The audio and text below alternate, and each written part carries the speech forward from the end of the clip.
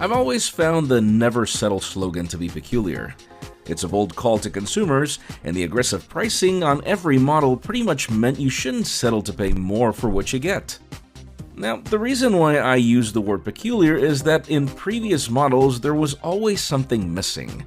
But notice, I said in previous models. The Oneplus 6 is a significant departure from the past. We have Corning Gorilla Glass 5 in the front and the back, adding a tad more weight and quality to the feel, in addition to a glossy finish to the Horizon line if you go for the mirror black variant that we have here. Little things like the mute slider on this side continue to be reasons why I love to come back to a OnePlus device.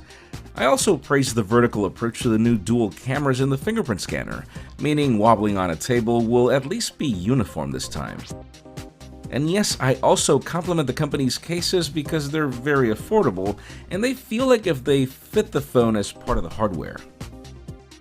The quality extends to the internals. This is literally the most powerful smartphone you can buy today thanks to the Qualcomm Snapdragon 845, options for 6 or 8 gigs of RAM, 64, 128, or 256 gigs of non-expandable storage, a 3300 mAh battery, dual SIM capabilities, both supporting LTE, and this time gigabit LTE were available. No, there is no wireless charging, but once you try dash charging, trust me, you won't really care. And even if there is no IP rating, the company does confirm that it is splash-proof. Now, the elephant in the room is the notch on the top of the display, but trust me, I'd prefer this approach any day over the bezels of the past. At 6.28 inches diagonal and 19:9 aspect ratio, this Full HD optic AMOLED screen is actually one of my favorites, and it's mainly because of the 84% screen-to-body ratio. About the only thing that I wish that were here are dual firing speakers to complement content consumption. And beautiful. Really, where the S9 wins is at this whole tall display. But at least we get a headphone jack, and the audio performance on this phone is really good.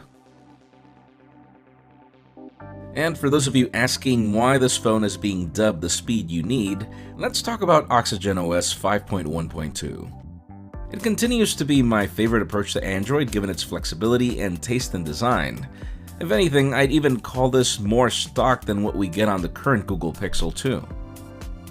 There's a new GP optimization feature that detects layers that are not important to the user experience in whatever app you launch, and it just simply doesn't load them.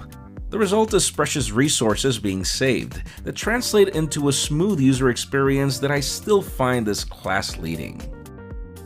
I love cool features like reading mode making a return for those of us that want black and white reading to avoid eye strain.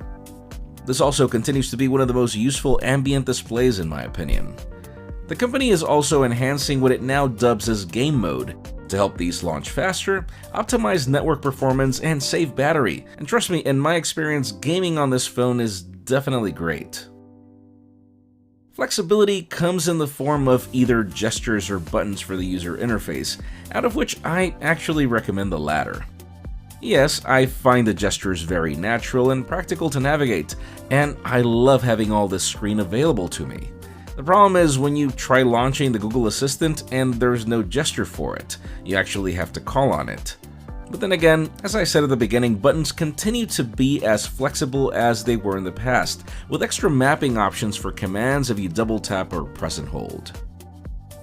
I've been using the OnePlus 6 for nearly 2 weeks between New York City and London. Phone calls are very crisp and the experience extends to the speakers, and during my experience testing it on T-Mobile, I found it to be amazing at clinging to Wi-Fi and data. Battery life has been good.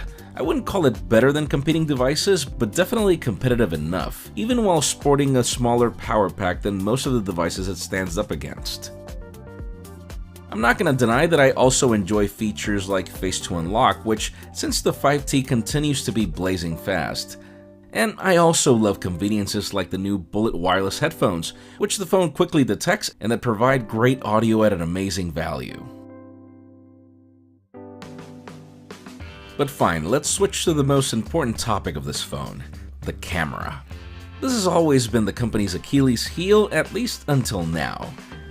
We have a new Sony IMX519 sensor in the primary shooter at 16 megapixels, f1.7 aperture, 1.22 microns, and both EIS and OIS. The secondary 20 megapixel camera is at f1.7 aperture and single microns. Now, the interesting mix here is that the second one is really... To conclude, I honestly asked myself the question, could it really be? Wow. He is the one. Could it be that this is the one? Finally, the Oneplus device that truly has every single element that embodies the slogan, never settle. From where I stand, I honestly think it is. You have great build quality, great specifications, great software, good battery life, and finally, a great camera. These are seriously all the things that I personally look for in a smartphone for it to become my daily driver. Add the fact that this phone pretty much retails at almost half the price of certain flagships, and I don't really need to say more. The OnePlus 6 may finally cross the $500 price mark, but I'd pay that extra nudge any day for a phone that finally addresses my needs. This is definitely a phone that I recommend you consider for 2018. What about you? Let us know what you think about the OnePlus 6 in the comments down below, and while you're at it, make sure you follow us on social media and subscribe to our channel for more videos like this one. You can follow me on Twitter, Jaime_Rivera, or on Instagram at Jaime Rivera.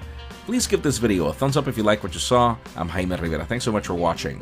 We'll see you on the next one.